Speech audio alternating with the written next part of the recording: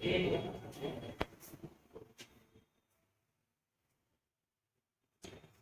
देखिए बेटा, हिंदी में हमारा नया टॉपिक है क्रिया। क्लियर है बेटा?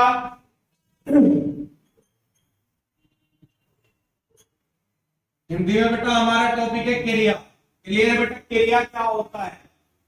किसी कार्य को करना या होना, किसी कार्य को करना या होना जहां पाया जाता है उसे क्या कहते हैं बेटा? क्रिया। क्या कहते हैं? क्रिया। संस्कृत में क्रिया को धातु कहते हैं, और बेटा इसी क्रिया को क्या कहते हैं बेटा संस्कृत में? धातु। अब बेटा इन दोनों में क्या रिलेशन है ये पढ़ेंगे पहले। अगर बेटा धातु में आप जोड़ दोगे ना, यानी कि प्रत्यय, प्रत्यय क्या होते हैं बेटा? जो शब्द के पीछे जोड़ते हैं। किसी भी मूल धातु के पीछे जब बेटा आप ना प्रत्यय के रूप में जोड़ोगे तो क्रिया का निर्माण कर देगा। किसका निर्माण करेगा बेटा? क्रिया का निर्माण करेगा। जैसे खेल, क्या है बेटा? एक धातु है, और जब मैं इसमें ना जोड़ूंगा प्रत्यय के रूप में, ये क्या बन जाएगा? ये बन जाएगा बेटा क्रिया। यानी कि क्या बनेगा बेटा? शब्द खेलना। तो खेलना क्या है बेटा? हमारा क्रिया है, और खेल क्या है हमारा? ये धातु है। क्लियर है? ऐसे बेटा लिखा हुआ है चल। चल क्या है? एक धातु है, और जब इसमें मैं प्रत्यय के रूप में ना जोड़ दूंगा तो ये क्या बनेगा बेटा? ये जब बेटा इसमें हम ना जोड़ देंगे प्रत्यय के रूप में तो ये क्या बन जाएगा? चल ना। तो बेटा अब ये क्या बन जाएगी? क्रिया। तो याद रहे क्रिया क्या होती है? क्रिया के अंदर बेटा आपको ना मिलेगा लिखा हुआ बाद में। क्या मिलेगा बेटा? ना। तो जब हम किसी मूल धातु के पीछे प्रत्यय ना लगाते हैं तो क्या बन जाता है? क्रिया बन जाता है। जैसे चलना, पढ़ क्या है? एक धातु है, और ना लगने के बाद क्या बन जाएगा बेटा? पढ़ना। तो पढ़ना क्या हो जाएगा? क्रिया। और पढ़ क्या है बेटा? इसमें धातु है। ऐसी बेटा अगर मैं तुमसे बोलूं पीना, तो पीना क्रिया है। पी क्या है? इसमें एक धातु है। क्लियर है? अब आपसे बेटा अगर पूछा जाए कि क्रिया का शाब्दिक अर्थ, तो क्रिया का शाब्दिक अर्थ होता है करना। क्या होता है बेटा? करना या होना। जब किसी कार्य में करना या होना पाया जाता है उसे क्या कहते हैं? क्रिया। क्लियर है बेटा? अब क्रिया के अलग अलग हिसाब से बेटा भेद दिए हुए हैं। क्या दिए हुए हैं बेटा? भेद, यानी कि प्रकार। जैसा पहला हेडिंग लिखा है, कर्म के आधार पर क्रिया के कितने भेद होते हैं? 2। कर्म के आधार पर क्रिया के भेद। तो कितने भेद लगाओगे बेटा आप? 2। कितने भेद लगाओगे? 2 भेद होते हैं। कौन कौन से? एक तो होता है बेटा अकर्मक,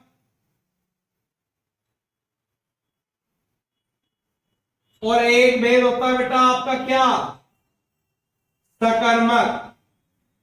अगर आपसे पूछा जाए क्रिया के कितने भेद होते हैं बेटा कर्म के आधार पर, तो कर्म के आधार पर क्रिया के 2 भेद होते हैं। एक तो होता है बेटा अकर्मक, और एक होता है सकर्मक। क्लियर है?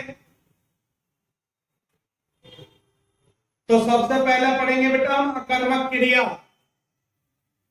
क्या पढ़ेंगे बेटा? अकर्मक क्रिया।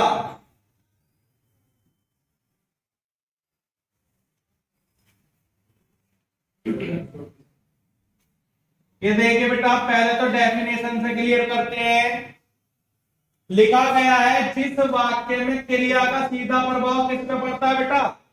कर्ता पर पड़ता है। किस पे पड़ेगा बेटा इसका सीधा प्रभाव? कर्ता पर पड़ता है। किस पे पड़ेगा बेटा प्रभाव? कर्ता पर। और कर्म इसमें नहीं रहता।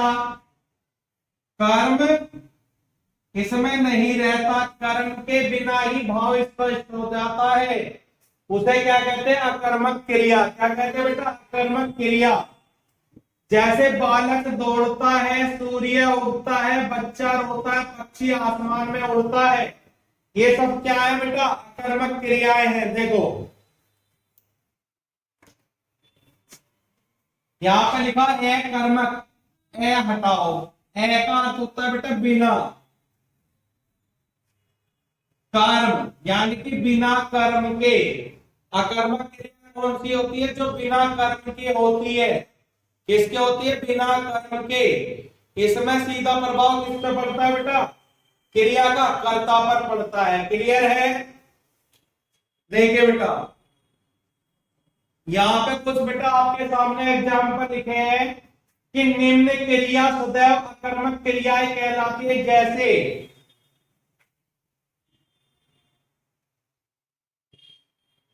तैरना, उड़ना, नहाना, सोना, जागना, रोना, टहलना, भागना, दौड़ना, चमकना, थूकना, छींकना, खांसना, नाचना, हंसना, बोलना और उगना, ये सभी क्रियाएं कैसी है? अकर्मक। कैसी क्रिया है बेटा? अकर्मक। अब देखो जिस वाक्य को करते समय आपको कोई नेचुरल प्रोसेस दिख जाए, नेचुरल प्रोसेस का मतलब तैरना, तो तैरना क्या है? अकर्मक। उड़ना, उड़ना उसका नेचुरल प्रोसेस है, क्या है? अकर्मक। नहाना, नहाना एक नेचुरल प्रोसेस है, ठीक है बेटा। सोना, अब तुम ये देखो सोना, जागना, नहाना, रोना, इसमें कौन सा कर्म है? ये तो एक बचपन, अगर आपको देखा जाए किसी इंसान में नेचुरल प्रोसेस होते हैं। अब जो भी इंसान का नेचुरल प्रोसेस होगा या पशु पक्षी का, वो क्या होता है? सदैव अकर्मक होता है। जैसे लिखना टहलना, तो ये इंसान का क्या नेचुरल प्रोसेस है, अगर उसे हाथ पैर दिए हैं तो वो टहल सकता है। भागना वो उसका नेचुरल प्रोसेस है। दौड़ना नेचुरल प्रोसेस है। सोना क्या बेटा? सोने में कौन सा कर्म कर रहा है इंसान? कुछ भी नहीं, वो उसका नेचुरल प्रोसेस है। तो ये सब क्या होता है? Natural process. और जहां जहां बेटा नेचुरल प्रोसेस होंगे वहां कैसी क्रियाएं होंगी? अकर्मक। क्लियर है बेटा? जिसका सीधा प्रभाव किस पर पड़ता है? कर्ता पर। क्लियर है?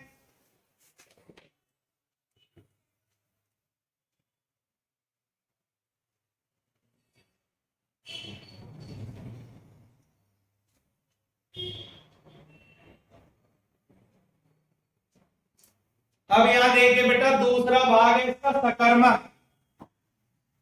कौन सा है बेटा? सकर्मक।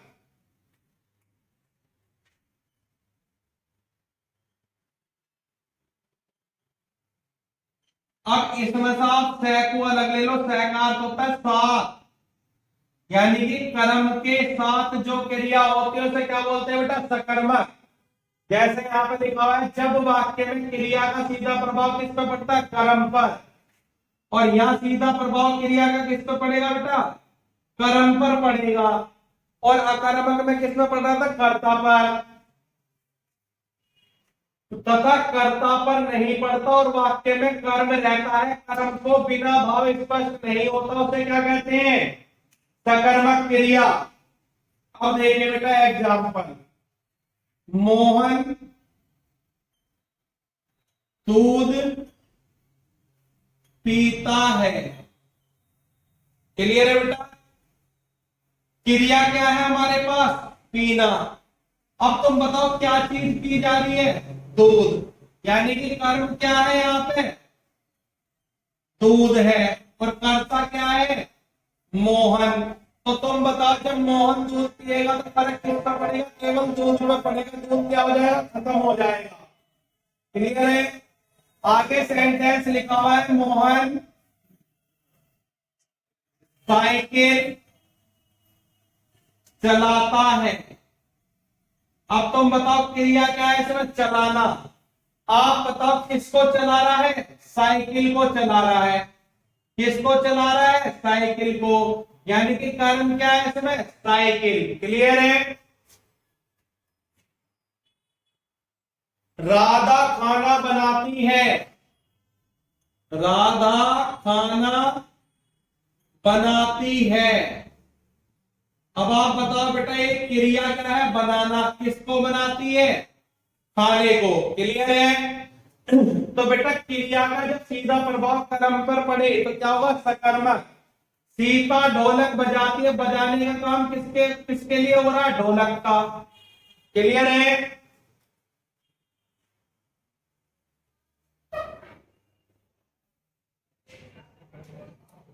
और बेटा ये वाली बात आपके लिए सबसे इंपॉर्टेंट है फॉर एग्जाम। अगर किसी बच्चे को अब भी सकर्मक अकर्मक समझ में नहीं आया तो ये 5 मिनट का जो टॉपिक आगे है आपके लिए बहुत इंपॉर्टेंट है। अब देखो क्या है, या क्या लिखा हुआ? क्रिया को पहचानने के लिए क्रिया के साथ दो काल्पनिक प्रश्न करेंगे, कौन तथा क्या। से यदि वाक्य में कौन का अलग उत्तर आता और क्या का अलग उत्तर आता तो कैसी क्रिया होगी बेटा? सकर्मक। कौन कौन से प्रश्न करेंगे बेटा हम? कौन और क्या। अगर इसका भी उत्तर अलग आए और इसका भी उत्तर अलग आए, और ये किससे करोगे बेटा आप? ये क्वेश्चन करेंगे हम क्रिया से। जब हम क्रिया से कौन या क्या का क्वेश्चन करेंगे और दोनों के उत्तर हमें अलग अलग मिल जाए तो हमारी क्रिया कैसी होगी? सकर्मक। क्लियर है बेटा? दूसरी बात, जब हम क्रिया से क्वेश्चन करेंगे कौन और क्या का और यहां हमें उत्तर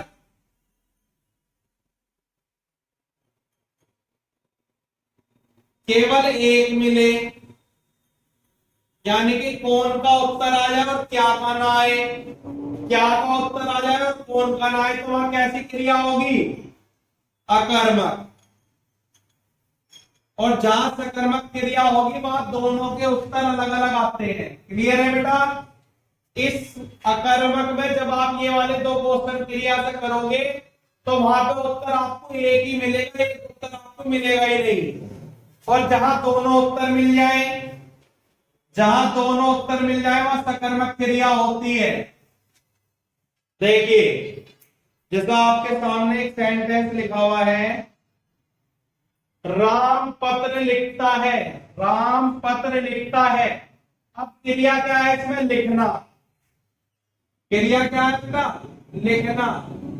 अब लिखने से मैं दो क्वेश्चन कर रहा हूं, एक तो कौन और एक क्या। ठीक है बेटा? करो। कौन लिखता है तो क्या आंसर आएगा बेटा? राम। कौन लिखता है? राम। मैं पूछ रहा हूं क्रिया से क्या लिखता है? क्या लिखता है? पत्र। तो दोनों क्वेश्चन के आंसर अलग अलग आ रहे हैं। जब किसी वाक्य के अंदर क्रिया से जब आप कौन और क्या का क्वेश्चन करोगे और वह दोनों के उत्तर अलग अलग आ जाए तो क्या आंसर होगा बेटा? कि क्रिया कैसी है? सकर्मक।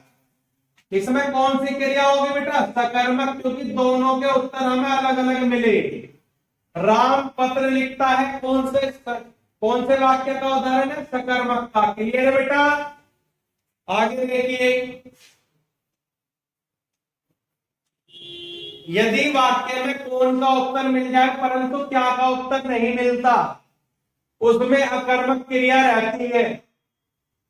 कौन का उत्तर कर्ता आता और क्या का उत्तर कर्म आता है। कौन का उत्तर आ जाए उसको हम क्या का उत्तर नहीं मानेंगे। क्लियर है? अब जैसे बेटा अगला सेंटेंस है, ये देखिए,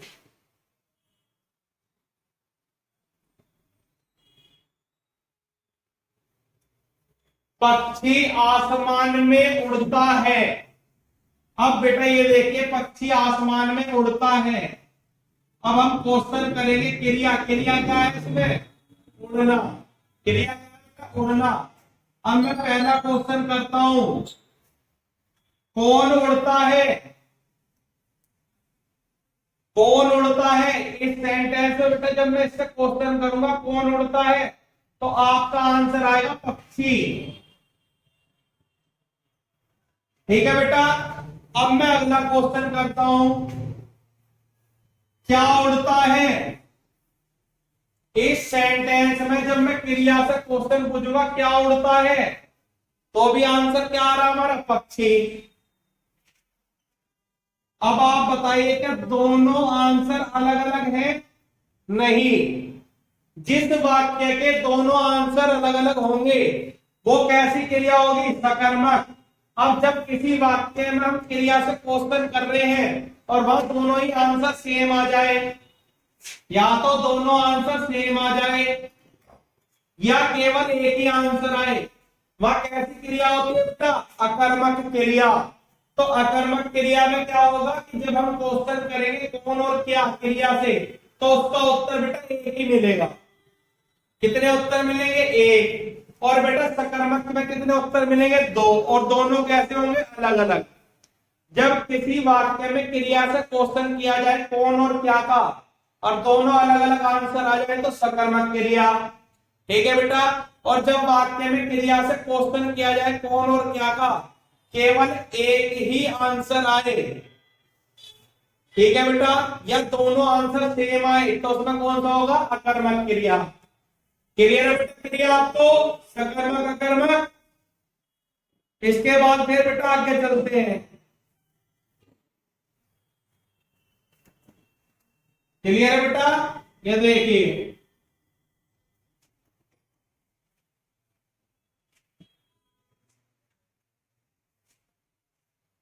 आगे लिखा हुआ है बेटा सामान्य क्रिया। अब सामान्य क्रिया क्या होती है? जैसे मैं लिखा राधा आई,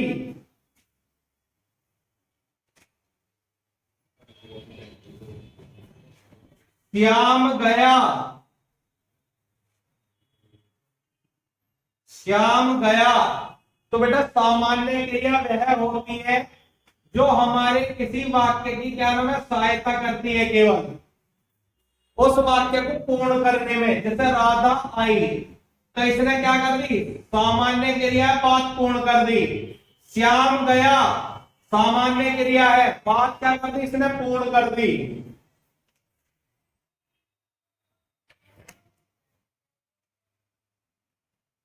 संयुक्त क्रिया दूसरा क्या है बेटा? हेडिंग संयुक्त क्रिया।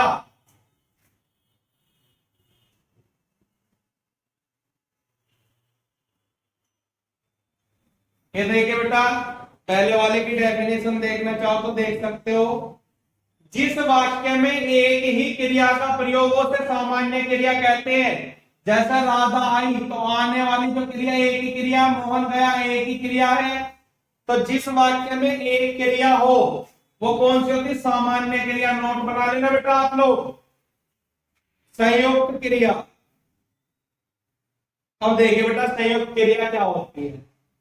जो क्रिया भिन्न भिन्न क्रियाओं के मेल से बनकर एक क्रिया का निर्माण करती है उसे क्या कहते हैं? संयुक्त। जैसे सेंटेंस में लिखा है पूजा खाना बना रही है। क्लियर है बेटा? अब इसने कहा जो क्रिया भिन्न क्रियाओं के मेल से बनकर एक क्रिया का निर्माण करते हैं उसे संयुक्त कहते हैं। भैया ये कर्ता हो गया, ये कर्म हो गया, क्रिया क्या है? बनाना। अब इस बनाने वाली क्रिया को कौन सी कर रही है? रही। यानी कि एक क्रिया दूसरी क्रिया से मिलकर उसे क्या कर देती है? पूर्ण। यानी कि बेटा संयुक्त क्रिया में दो क्रिया होती है, जो क्रिया है उसी क्रिया को जो पूर्ण कर रही होगी उसे ही क्या बोलते हैं बेटा? संयुक्त क्रिया। अगला सेंटेंस है राकेश ने खाना खा लिया। ठीक है बेटा? अब राकेश ने खाना खा लिया, खाना क्या है? क्रिया, और उसे पूर्ण कौन से कर रहा है? इसकी दूसरी। यानी कि दो क्रिया जब एक साथ मिलकर किसी वाक्य को पूरा करे उसे क्या बोलते हैं? संयुक्त क्रिया। क्लियर है बेटा? बनाना क्रिया और उसके साथ बना रही है, यानी कि दूसरी दो क्रियाएं मिलकर एक दूसरे को क्या करती है, पूर्ण। खाना, खा लिया, तो खाना, खाना क्या है, क्रिया, लिया क्रिया, दोनों क्रिया एक दूसरे को क्या कर रही है, पूर्ण, यानी कि संयुक्त क्रिया का उदाहरण है। क्लियर है बेटा। इसके बाद बेटा अगली क्रिया का नाम है प्रेरणार्थक। ये मोस्ट इंपोर्टेंट फॉर एग्जाम। ध्यान रखना बेटा, एक तो सकर्मक या अकर्मक से क्वेश्चन आ सकता है, या आएगा फिर प्रेरणार्थक क्रिया से। ये एग्जाम के लिए मोस्ट इंपोर्टेंट है, ध्यान रखना बेटा, और आसान भी है। प्रेरणार्थक क्रिया क्या होती है, जैसा कि बेटा इसके शब्द में लिख रहा है प्रेरणा, यानी कि मोटिवेशन। जब किसी कार्य को हम कोई प्रेरणा देकर दूसरे से कराएंगे, भाई अगर मैं हूं, अगर मैंने किसी से कोई काम करा दिया तो इसके पीछे क्या है कि मेरा कोई मोटिवेशन रहा होगा, जब भी उसने वह कार्य किया है। अगर मेरा मोटिवेशन ना होता तो वह कार्य करता ही नहीं। ठीक है बेटा, उसे क्या कहते हैं, प्रेरणार्थक क्रिया। जैसे अशोक मोहन से खाना मंगवाता है, अब आप बताइए, उसने खाना मंगवाने के लिए उसे मोटिवेशन दिया होगा, प्रेरणा दी होगी, जब भी तो उसने ला दिया। तो जहां कोई कार्य प्रेरणा के द्वारा किया जाए या किसी दूसरे से करवाया जाए, वो प्रेरणात्मक क्रिया का उदाहरण होते हैं। कविता सविता से पत्र लिखवाती है। अब बताओ बेटा, उसने सविता से पत्र लिखवा लिया तो कविता ने कुछ ना कुछ उसे प्रेरणा दी होगी, जब भी उसने पत्र लिख दिया। ऐसे ही थोड़ी ना कोई किसी दूसरे का कार्य कर देगा। तो बेटा जब कोई कार्य हम प्रेरणा देकर किसी दूसरे से करवाएं और हमारे कहने से कोई दूसरा कार्य कर दे, वो क्या होता है, प्रेरणार्थक क्रिया।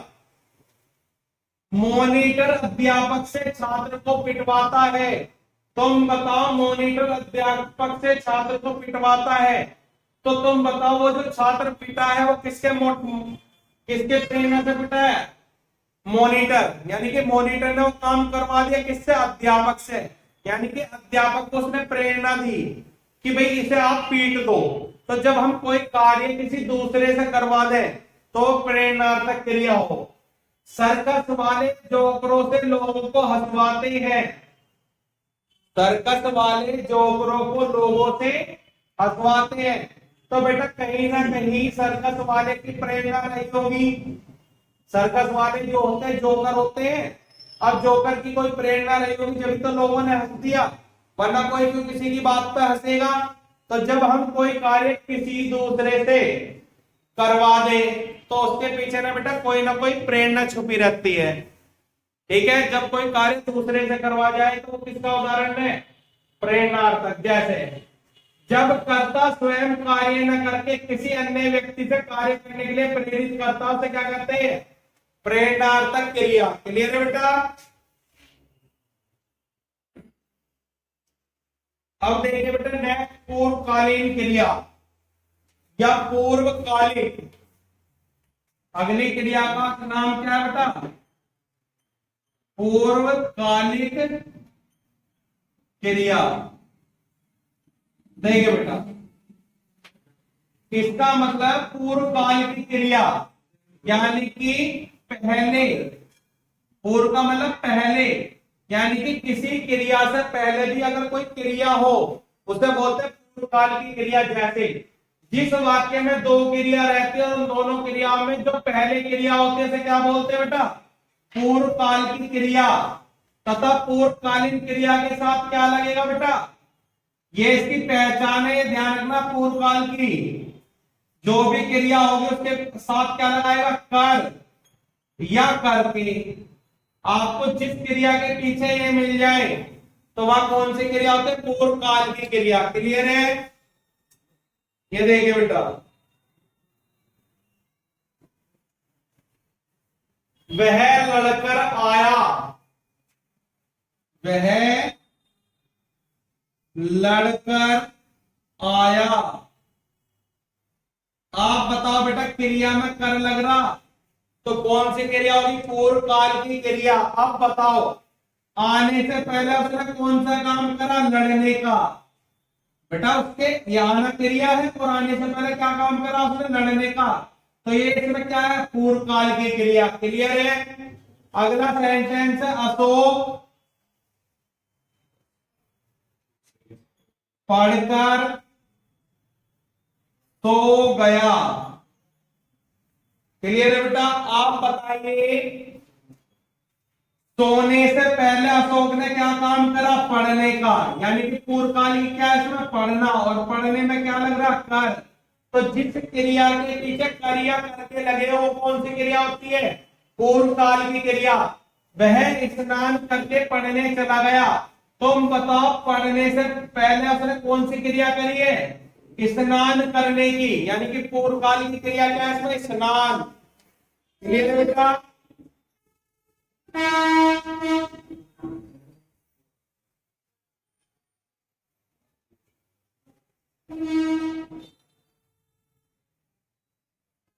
नाम धातु क्रिया।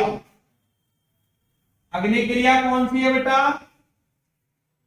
नाम धातु क्रिया।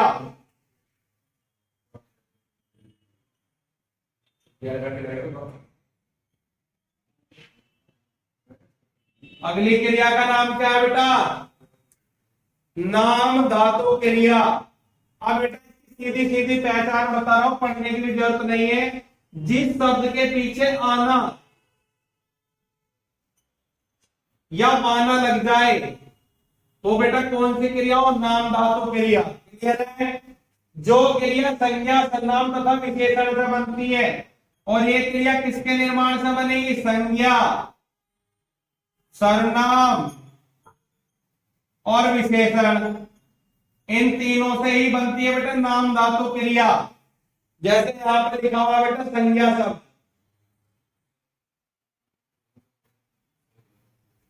रंग, और रंग से क्या हो जाएगा, रंगाना।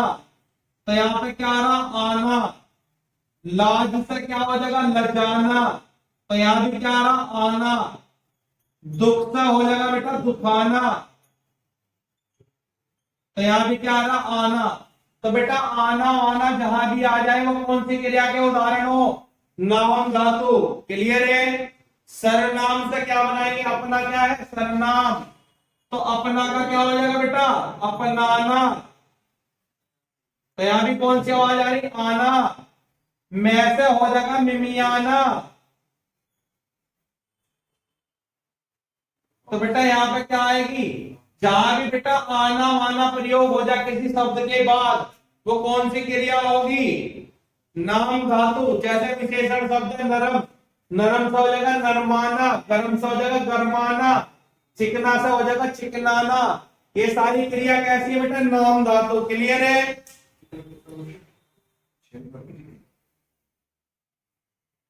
अब ये देखिए बेटा सजातीय क्रिया।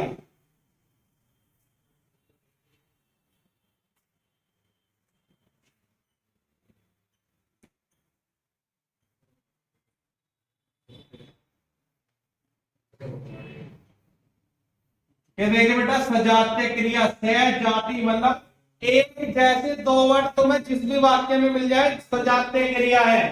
जैसे यहां लिखा भारत ने लड़ाई लड़ी, तो देखो लड़ाई में लड़ा रहा, यहां भी लड़ा रहा। तो जहां बेटा दो क्रिया एक जैसी लिखी जाए किसी सेंटेंस में बोलते सजातीय क्रिया। एक वाक्य में दो एक जैसी क्रिया लिखी हुई होती है उसे क्या बोलते हैं, सजातीय क्रिया। अगला बेटा किरदंत।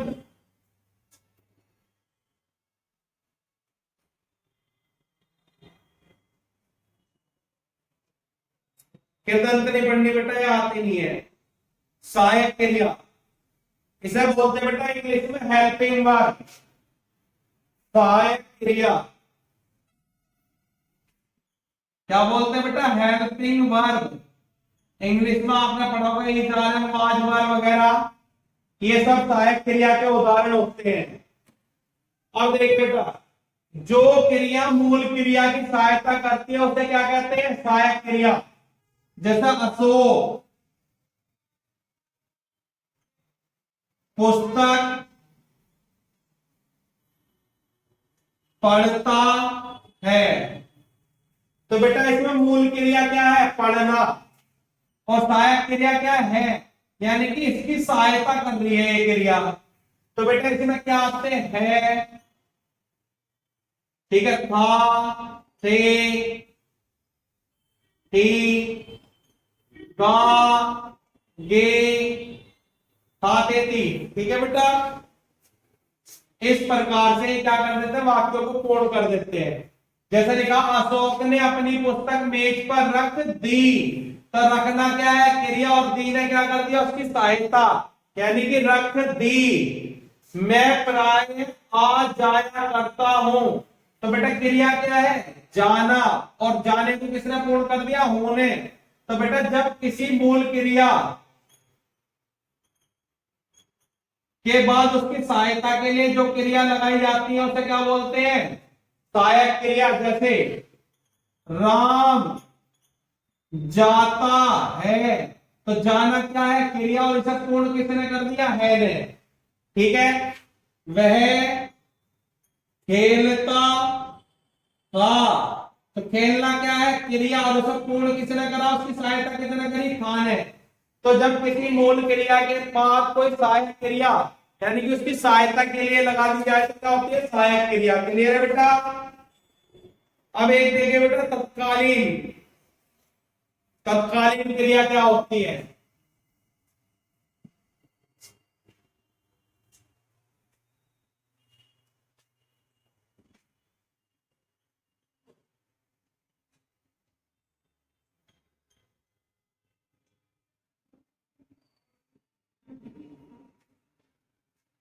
तत्कालीन क्रिया का मतलब तत्काल, तत्काल मतलब हाल फिलहाल, बिल्कुल अभी। तत्काल मतलब वर्तमान में, जो बिल्कुल बेटा हाल फिलहाल की घटना हो, जो तुरंत घटित हुई हो। एक क्रिया के समाप्त होने के अंतर्गत दूसरी क्रिया प्रारंभ हो जाती है, उसे क्या कहते हैं, तत्कालीन क्रिया। और प्रथम क्रिया के साथ क्या लगा रहता है बेटा, ते।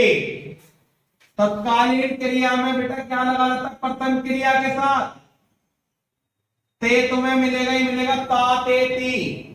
और एक क्रिया के तुरंत बाद दूसरी क्रिया होगी तत्काल में। क्लियर है।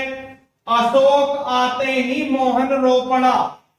तो यहां क्या लग रहा है बेटा, ते और ही, ये दो वर्ड मिलेंगे आपको।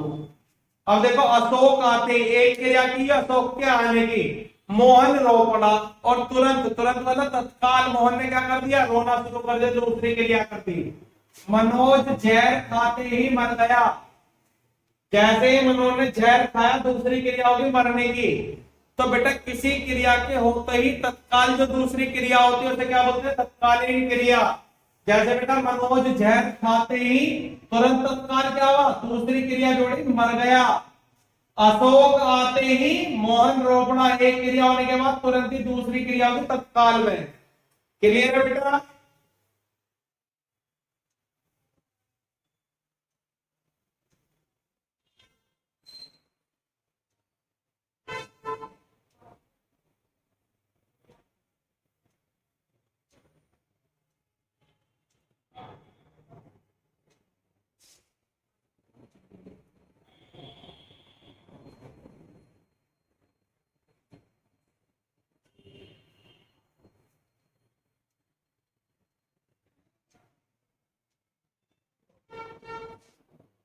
ये देखिए बेटा, इसके अलावा भी कुछ क्रियाएं हैं, तीन, इन्हें और देख लो बेटा। एक क्रिया होती है बेटा रूढ़, एक होती है यौगिक,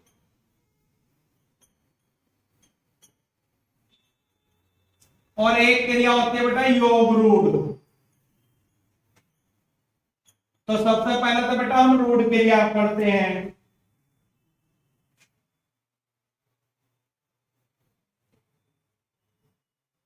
देखो बेटा क्या होती है वह क्रिया, ध्यान से बेटा ध्यान रखना और नोट्स बना लेना इसके। वह क्रिया जिसके टुकड़े करने पर, वह क्रिया जिसके टुकड़े या खंड करने पर, टुकड़े या खंड करने पर उनका अर्थ ना निकले, तो वो कौन सी क्रिया होती है, रूढ़। जैसे कोई मैंने शब्द लिया बेटा कल और मैं इन्हें तोड़ दूं। एक बेटा शब्द लिया कल, जब मैंने इन्हें तोड़ा तो तुम बताओ ना तो क्या का अर्थ है और ना ले का अर्थ है, यानी कि कौन सी क्रिया होगी? रूढ़। जैसे मैं कमल है और कमल को मैं तोड़ दूं तो तुम बताओ कमल को तोड़ने या खंड करने के बाद इनके अर्थ निकल रहे हैं? नहीं। क्या का कोई अर्थ नहीं, मैं का कोई नहीं, ले का कोई नहीं। तो जब बेटा किसी शब्द के टुकड़े कर दो या खंड कर दो और उनका अर्थ न निकले तो कौन सी क्रिया? रूढ़। क्लियर है? अब यौगिक क्या होती है?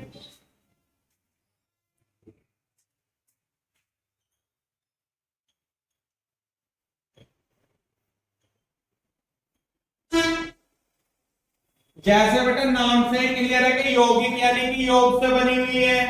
अब देखना, जिस शब्द के खंड या टुकड़े करने पर उनका अर्थ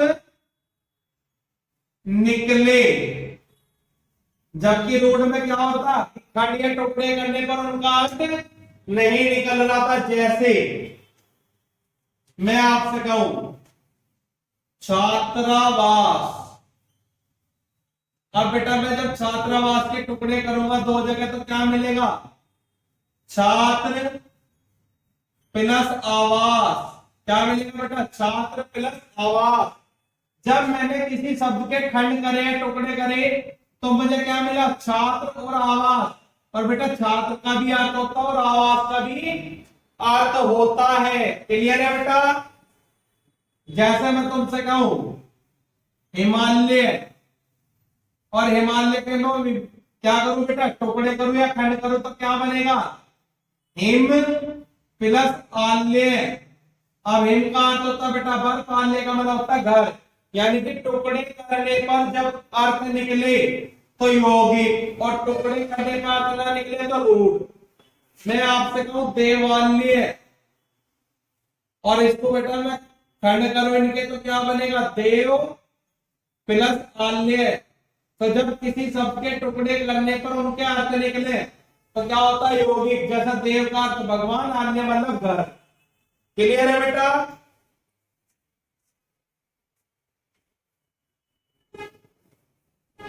और तीसरी क्रिया होती है बेटा योग रूढ़।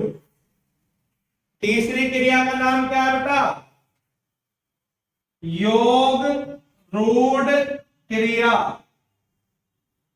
क्या नाम है बेटा? योग रूढ़ क्रिया। अब बेटा योग रूढ़ क्रिया को आप ऐसा समझो जैसे बहुवीरी समास। मैंने आपको बहुवीरी समास बताया, सेम बिल्कुल प्रोसेस। क्लियर है बेटा? देखो, जब कोई शब्द अपना अर्थ छोड़कर, जब कोई शब्द अपना अर्थ छोड़कर किसी दूसरे अर्थ में बदल जाए, किसी दूसरे अर्थ में बदल जाए, तो कौन सी क्रिया होती है बेटा? योग रूढ़।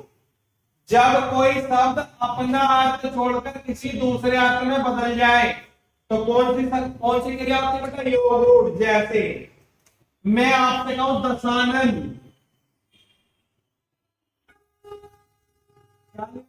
दशानन। अब आप बताओ अगर दशानन को तोड़ेंगे तो क्या बनेगा? दस प्लस आनंद, यानी कि 10 सिरों वाला। और 10 सिरों वाला कौन है? रावण। तो तुम बताओ, इसने अपना तो अर्थ छोड़ दिया, अब दूसरे अर्थ में बदल गया। क्लियर है? मैं आपसे कहूं बेटा तिर नेत्र, और जब मैंने इसको बेटा इसके खंड करे तो क्या बना? तिर प्लस नेत्र, अर्थात 3 नेत्रों वाला। और 3 नेत्र वाले कौन होते हैं बेटा? भगवान शिव। तो इसने अपना तो अर्थ छोड़ दिया और किसी दूसरे अर्थ में बदल गया, तो वह कौन सी क्रिया होती है? योग रूढ़। जैसे मैं आपसे कहूं बेटा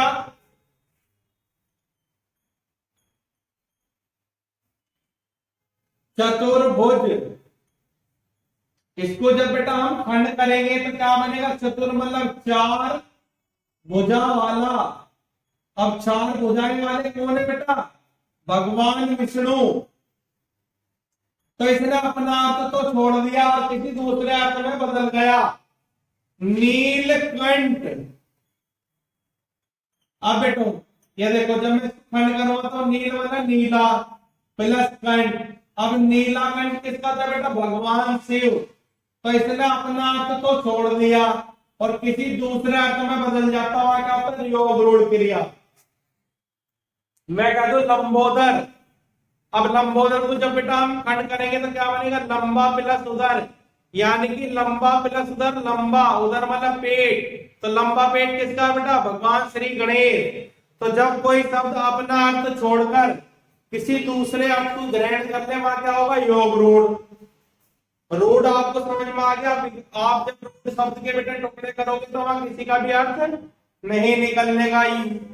योगी क्रिया में बेटा टुकड़े करने पर उनका अर्थ निकलता है दोनों का, और योग रूढ़ किसी तीसरे अर्थ में बदल जाता है अपना अर्थ छोड़कर। क्लियर है बेटा? संज्ञा हो गया, सर्वनाम हो गया, विशेषण हो गया, समास हो गया, और बेटा ये अगला टॉपिक है क्रिया। क्लियर है? हालांकि समास का बेटा आपका एक पार्ट बचा हुआ है, तत्पुरुष समास और बहुव्रीहि। क्लियर है? इसे भी कंप्लीट कर देंगे बेटा। आप फिलहाल क्रिया के अच्छे से नोट्स बना लेना, ठीक है बेटा? और एक बात मैंने आप लोगों को बता रखा है कि बेटा हिंदी की प्रैक्टिस के लिए सबसे अच्छी बुक है आदित्य पब्लिकेशन। आप जो भी टॉपिक बेटा यहां से पढ़ो उस टॉपिक को आदित्य पब्लिकेशन की बुक सब बेटा प्रैक्टिस जरूर कर लिया करो, क्योंकि क्वेश्चन की प्रैक्टिस के लिए वो सबसे अच्छी बुक है। जब आप यहां से टॉपिक पढ़ोगे तो आप सारे क्वेश्चन आराम से लगा लोगे। क्लियर है बेटा? ठीक है, इसके बाद मिलते हैं नेक्स्ट टॉपिक पे। ठीक है बेटा? Thank you.